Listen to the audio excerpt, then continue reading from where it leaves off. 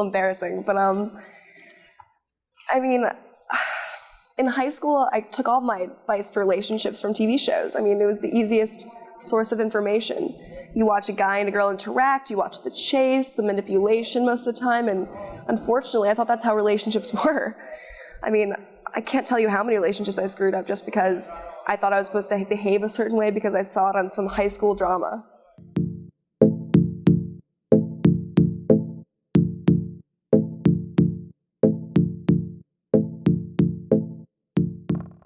Today, teenagers are bombarded with images, advertisements, music, and television shows that are all targeted for their viewing. Teens cannot hide from the media, thus forcing them to consume.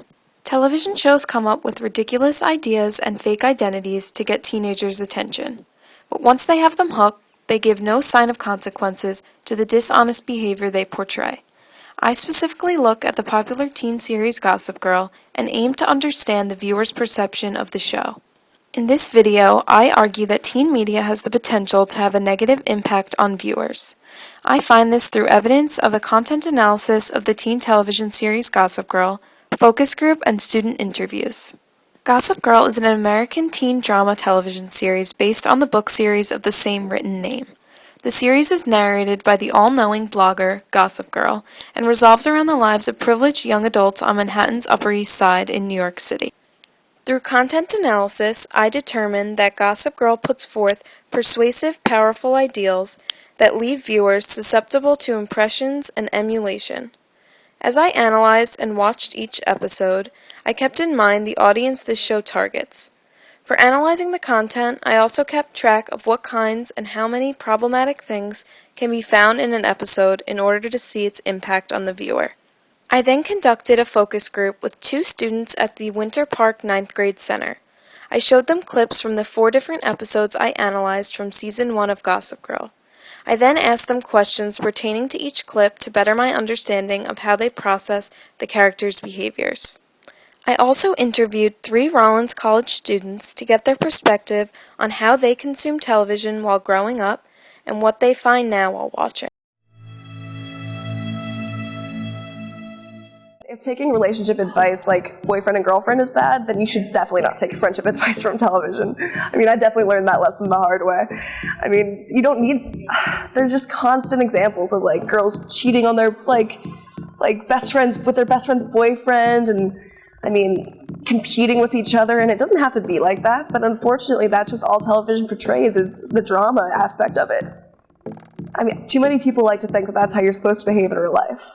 In Van Damme's gender and sexual scripts in popular U.S. teen series, in reference to Gossip Girl, she finds that having sex with your partner gives you a higher social status, but lying about it is unforgivable and results in the opposite. This clip displays how Serena has lied to Blair about sleeping with Nate.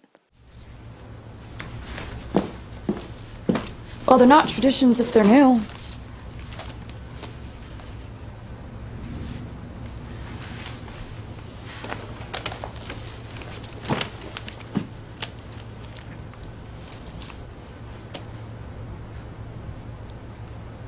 Look, Blair, I'm really trying to make an effort here. I thought everything was good between us. It was. Before I found out you had sex with my boyfriend. Watching kids having sex and being nonchalant about it, then could be a very strong factor to the way that you live your life.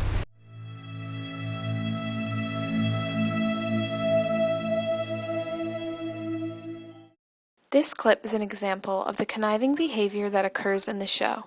Here, Blair falsely exploits her best friend Serena in front of their entire school and Ivy League board to make Serena look like a drug addict, and in the end, there are no consequences for her and she does not get in trouble. Our schools choose to support one local institution that we feel benefits our community. This year, our schools have chosen to honor the Ostroff Center.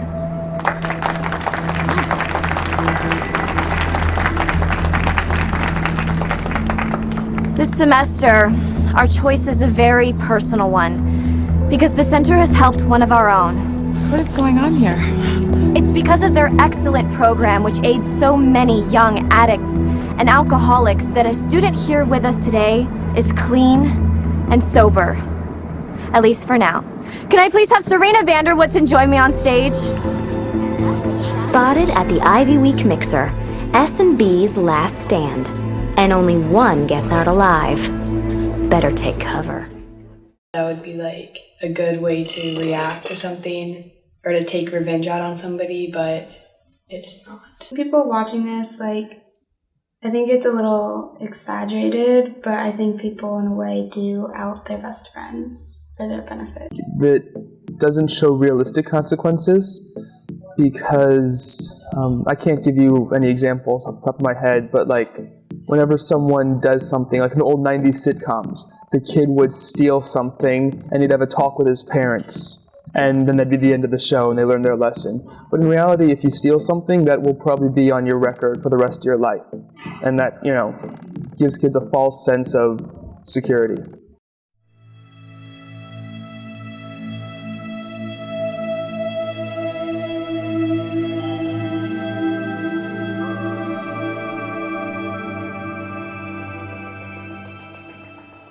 Here's an example of the significance of money and wealth displayed in Gossip Girl. In this clip, Chuck and Nate are openly smoking marijuana through Central Park with no fear of getting caught. This is some good stuff. Yeah, I'm gonna need it. Blair's mom's at the country house. Yeah? Well, then maybe I should swipe some of my dad's Viagra. Or my mom's Paxil? Nathaniel, you're finally about to have sex with your girlfriend. It's like you're headed to your execution. No, man, I'm good. Talk to Chuck, buddy. You and Blair have been dating forever. All of a sudden, there's a problem. There's no problem. It's just... Do you ever feel like our whole lives have been planned out for us? And we're just gonna end up like our parents? Man, that's a dark thought. And aren't we entitled to choose just to be happy? Look easy, Socrates. What we're entitled to is a trust fund. Maybe a house in the Hamptons, a prescription drug problem. But happiness does not seem to be on the menu, so smoke up and seal the deal with Blair, because you're also entitled to tap that ass. I think Nate eventually will fall to that pressure because peer pressure is very powerful. It's acceptable because even if they were to get in trouble, there's always a way out for people that have money because they can bail themselves out. People watching this clip will think that because people on TV are doing that it's okay for them to do it too and that they won't get caught.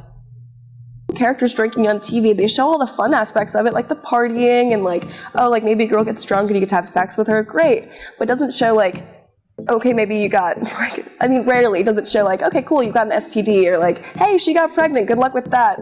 Cough up the money for the abortion. Like, no, they're not going to show those parts. They're going to show the best parts of it because that's what people want to watch. Unfortunately, that's not the type of message that they want to be sending to younger viewers. Such as, I mean, for example, Skins. It's a pretty popular show on MTV. A lot of people see that and, you know, want to live the party life, and that could be it could be harmful in some ways, but it's up to parents and kids of that age to know what is appropriate to watch and what isn't appropriate to watch.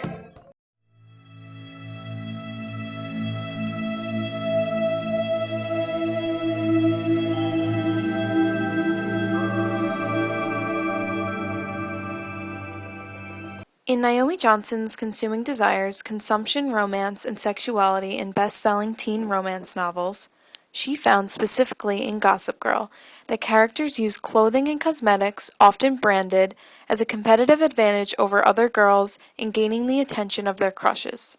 Here's an example. Wow, these dolls are great. Oh my god, you have Cabbage Patch. My brother used to have one of these. His name was Cedric. Your brother's name is Cedric? No, that was his Cabbage Patch Kid. My brother's name's Dan. Actually, you might know him. He went out with Serena last night. That's your brother? So does that mean you're friends with Serena now? I mean, I don't have a problem with her, but if someone did have a problem with her, I wouldn't have a problem with that either. You know, if you like that dress, you can have it. What? No. I'm sure you'll find some way to repay me. Oh, Blair, thank you. In the show, having brand names is has an advantage over each other because the more expensive the brand is, the more people want it. I think Jenny may feel like she's going into their world by having the dress, but really it's more like a one-time thing. Sometimes when I'm watching other shows and if I see like a character that I really like and then they're wearing something, sometimes I do want it. That like Blair has the like more expensive clothes and she can like kind of like mock Jenny with it because she knows Jenny like is really materialistic and would want that kind of thing, so she can like use that to get her to maybe do something that she wants or like use it in that way. I think that if a brand is like in a show or in an episode, that people it's like really good exposure for their brand, and then people want to buy that because they want to like be like the character, like act like them, because you realize that someone famous has it and that might almost make you famous.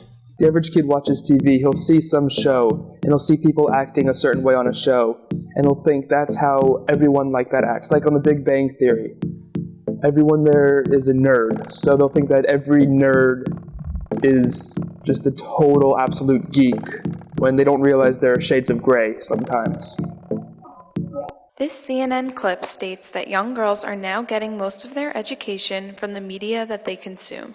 As 7, 8 are being exposed to sexualization, images of girls being sexualized, and that girls have shared in the study that their source of sexuality information about sex is from entertainment media. It's no longer from their parents, from their peers. It's now directly from all the entertainment that they're exposed to. Girls are seeing as much as 75 hours of media. They're consuming that much media a week, and the messages that they're learning now is primarily from entertainment media about sexuality and what is acceptable sexual behavior. The Parent Television Council states that Gossip Girl conveys a message that sex is a tool used to manipulate people. Real consequences are non-existent in this fantasy world, and the characters play musical chairs with their sexual partners, but suffer no physical or psychological ramifications. In conclusion, Gossip Girl is one of the many teen-targeted dramas currently on air. These types of shows are saturated with bad examples for the age demographic watching. I argue that this type of teen media problematically has the potential to have a negative impact on its viewers. If I were to give advice to a younger self, the best advice I could give would be to take everything you watch on TV with a grain of salt. You know, I mean, it shows half the story. I mean, yeah, there are going to be great parties, and there are going to be drugs and alcohol and sex all around you, but that doesn't mean you need to partake, and that doesn't mean that there aren't going to be consequences from, joining in those actions.